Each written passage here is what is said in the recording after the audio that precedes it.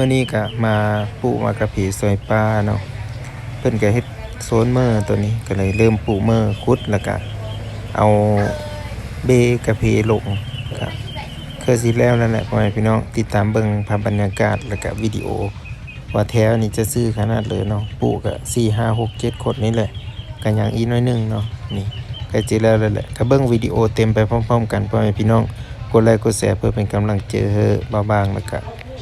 ทีมงานในวิดีโอต่อไปขอบเจอติดตามเบิ่งเด้อพี่น้อง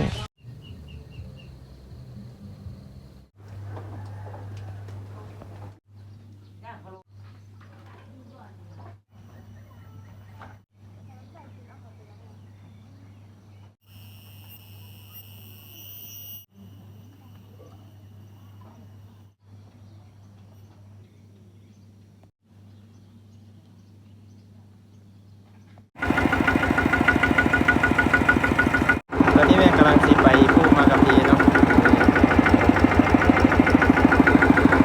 เราสิออกไปทางโน้นตอนเช้าๆเนาะติดรถไถเรียบร้อยแล้วสิออกไป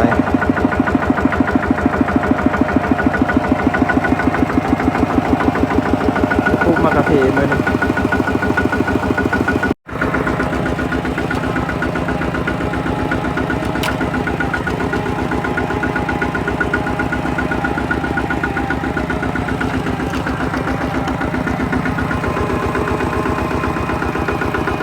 เด็กๆเพิ่นก้อนขี้ดินเลยกันนะ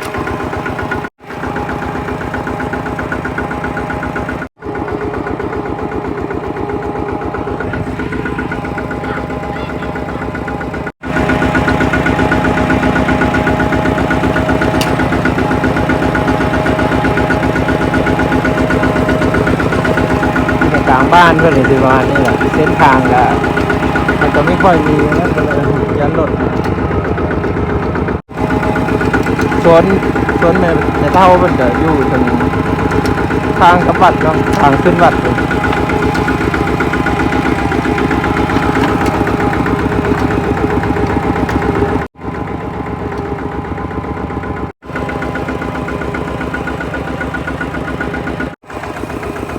อันนี้เป็นทางขึ้นวัดเนาะแล้วก็กายวัดไปท่านก็จะเป็นสวนเพิ่นมื้อนี้อากาศดีแฮงอีหลีเราเข้าทางขึ้นวัดทุกคนสิตกแน่มื้อนี้อากาศดีแฮงฝนก็ยิบๆมาแล้วมีข้าวตกกับไข่เนาะมื้อนี้ทั้งแท้แล้วก็ทั้งคู่พร้อมเพราะว่าตัดหญ้าแล้วเมื่อวานนี้มาตัดกับลูกหญ้าฝนตกแล้วก็แล่นเข้าฝนเศร้าแล้วก็แล่นออก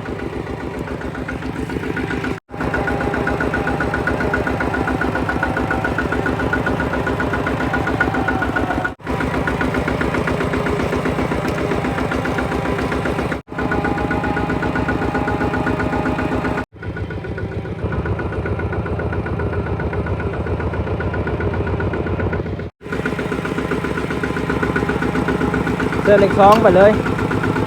รถเพิ่นนี่ RT 100 สาวได้ทุกคนแพงได้แพงร้ายเนาะเขาเร่งมาเดียวนึงนี่น้ำหนักมันก็นักแจ้งนี่แจ้ง2เท่าแต่เช้าแล้วก็เต้นดินไหม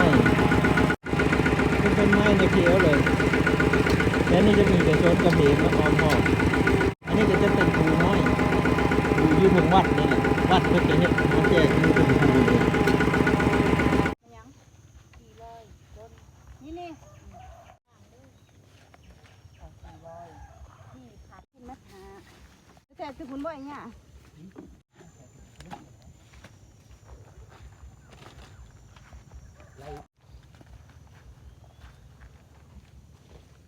เริ่มลงสนามบันเดิมลูกสนาม พี่แม่นเล่นแข่งกันได้ปูดต้นกระพีเล่นลงสนามลงสนามคือคักแท้เริ่มสิปูมากระพีเดินสนามเล่นแข่งกันใครแน่แล้วมันปูกระพีได้บานเตรียมเอาไม้ซักถ้าติดตามเบิ่งว่าที่มีเฮ็ดอะไรแน เนี่ยขั้นตอนทำอิฐที่ปลูกมากระผีเด้ออันนี้เริ่มแรกกับเห็ดเส้นนี่กระผีน้อยกับสีประมาณเม็ดคูณเม็ดอันนี้กับเม็ดเท่าไรลุงอันนี้เม็ดห้าคูณเม็ดห้านี่ตัวนี้ก็น่าจะประมาณเม็ดปลายคือกันอันนี้กับเพื่อนปลูกแล้วนี่มีแต่เม็ดห้ามันเนาะเพื่อมันขึ้นมันลงฮุบต่อคุ้มนี่วะตอนนั้น ใส่แบบฮุบเลยว่า ใส่แนวฮุบอ่อนเลย ใช่ทางไหน กำลังเป็นโฮโหนน้อยหนึง ค้อนซาดมันตายกระหม่อม ใหญ่ลงมาไปเลยดึงลงมาไปเลยก่อนมาเลยนั่งจับรักหน่อยเด้อเอาถึงเนื้อบัวแอปเป็นได้เนาะแล้วบัวแอปดอก บานเม็ดหนึ่ง ไม้ นี่หลังจากหนึ่งเสือแล้วก็เสียบไม้ลงบนลานแล้วก็เสียบขุดลักบนไม้จังเฮ็ด เสียบเด้อบาดนี้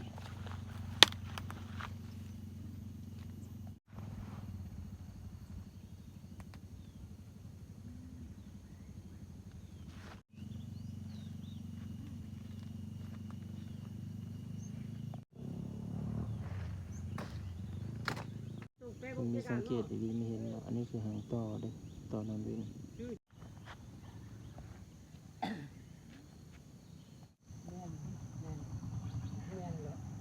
เวลาให้จะเสียบโตได้เด้อโต ต่อยหามบักเงอหนึงได้ นั่งเพิ่งเลย เอาไม้ตัวนี้ไปซักเสียเนาะนี่ไปซักปิดแล้วไป แล้วก็ขุดตามนั้นคุ้มกับเพื่อนขุดอะไรเด็กตีนากำลังขุดคุ้มอยู่รปภเด็กกำลังขุดคุ้ม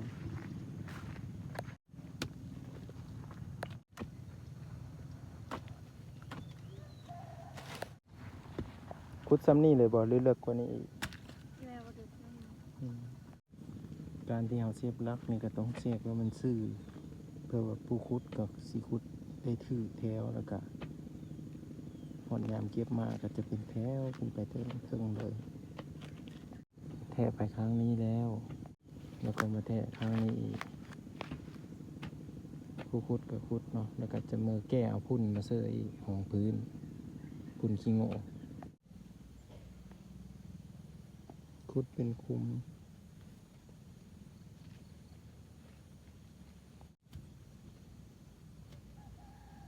ทางนี้แทะทางนี้ขุด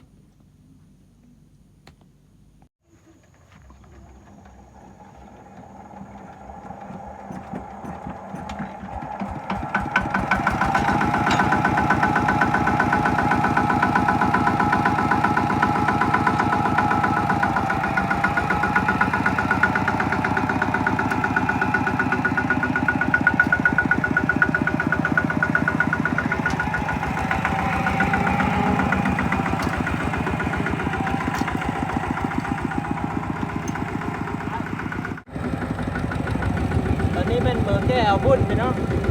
แก้วพุ่น10 ซอบแล้วก็จังมาเมอร์สุเพิ่นพุดแล้วก็แค่ท่าเอาเหมือนคนพุ่นกับเด็กน้อยอันนี้ไปท่าเบิ่งในตอนที่เขาฮอดพุ่นมันกันเด้อ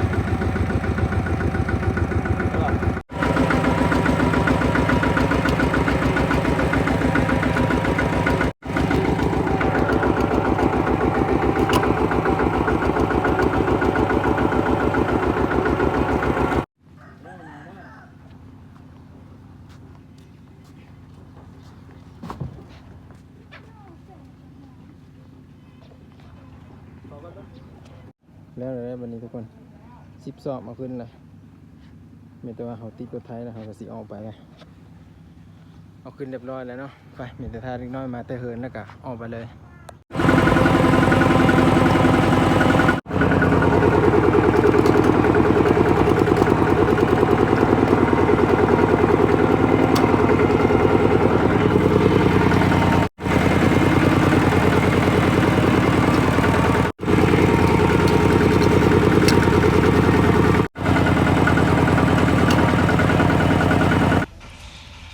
ในตอนที่เขามาฮอดแล้วค้นพุ่นมาฮอดแล้วก็เพิ่นกันยังซักมีทันแล้วเนาะเขาก็เลยได้มาซักซอยแล้วก็พี่แหละบอลสุดท้ายเนาะ ก็คือสีแล้วเด้พ่อแม่พี่น้องเบิ่งแนวนี้มันก็สิเป็นแถวไปแนวน้อยนึงเนาะมันก็สิงามหั่นแหละว่าเป็นแถวเป็นทันว่าซั่นสิเป็นระเบียบเนาะหลังจากที่เฮาแทะข้างลุ่มแล้วเฮาก็ขึ้นมาข้างถึงพอลุงก็ย่างขึ้นมาข้างถึงแล้วก็แบะไม้แทะแน่ขึ้นมาเห็นบ่เฮาเป็นแถวเฮาแนมเบิ่งเนาะ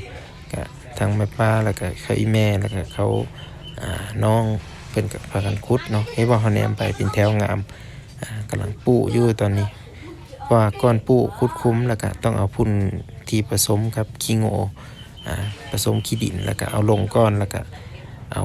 หมักอนาเบกะเพลงไปพ่อแม่พี่น้องแต่ว่าดินทางนี้ดินดีร้ายเนาะดินดำทุ่มอยู่แต่เอาได้เห็นนี่นะก็น่าจะปลูกมะทุเรนปลูกมะกาแฟนี่ก็น่าจะติดง่ายเนาะแต่ว่าการรักษาก็สมควรอยู่เนาะแต่ว่าการรักษามะกาแฟน้อยกาแฟแคติมอนี่ก็รักษากันยากสมควรอยู่ได้รักษาหญ้าเพื่อสิให้มันเยอะวิตเนาะแล้วก็มอรุดกำลังปลูกอยู่ในขณะนี้เนาะปลูกต้นเยอะเติบแหละพ่อแม่พี่น้องเนาะปลูกแล้วก็มาก็มาเห็นเพิ่งกินมะมี่แน่เนาะเพิ่งมาตอมเอาน้ำหวานของมะมี่เนาะนี่ดิโอ้ยมีเห็นหังมันเนาะอยากกินหังเพิ่งอยู่ก็เลยว่ามีเห็นก็เลยให้มันกินอันนี้ก็เลยถ่ายเอาFC ได้เบิ่งได้สมกันคือๆเลยเนาะเป็นหังมิมพ่อแม่พี่น้องไม่เป็นเพิ่งดอกมิมน้อยเนาะมันก็มันดูดเอาเกสรดูดเอาอันน่ะของหวานไม่เป็นเกสรดูดเอาอันแนวหวานมามีนั่นแหละกระโตมามีเนาะเอิ้นว่านั่นเลยก็กระโตในมามีที่เฮากินนั่นเด้พ่อแม่พี่น้องหลังจากปลูกแล้วเฮาก็สิได้มื้อแล้วตอนนี้ก็คือปลูกไปได้ระยะหนึงก็ฝนตกเนาะพอดีฮอดเพลพอดีเฮาก็ยังน้อยนึงก็พอดีบัดนั้นเพิ่นสิมาซ้ำมื้อแล้วก็มื้อหากินข้าวกินน้ำก่อนตอนนี้ก็ได้เนาะเตรียมโตขึ้นไปแล้วเก็บเครื่องเก็บของขึ้นไปแล้วพ่อแม่พี่น้องไปติดตามเบิ่งอยู่เหินเนาะเป็นอะไรก็ขอบเจอหลายๆที่ FC รับชมเบิ่งวิดีโอตอนนี้แม่นเฮาขี่รถไถเมื่อเหินก่อนพ่อแม่พี่น้องเอ้ยเนาะขอบคุณที่รับชมเบิ่งวิดีโอนี้แต่ต้นจนจบขอบเจอเด้อล้างมือล้างแข็งเรียบร้อยแล้วเนาะเดี๋ยวมีแต่กินข้าวกินปลาแล้วก็ติดตามเบิ่งว่าไปซะอีทุกคนร้อนหลายมื้อนี้ก็อากาศเอาเนาะไปติดตามมื้อนึงกันคือฝนสิตกมาอีกแล้วได้มืดครึ้มมาอีกแล้วอยู่พี่ฝนตกตลอดเนาะตอนบ่ายนี่น่าจะตกกินเบิ่งนะมืดครึ้มมานี่มันมืดครึ้มแล้วพายางอันนี้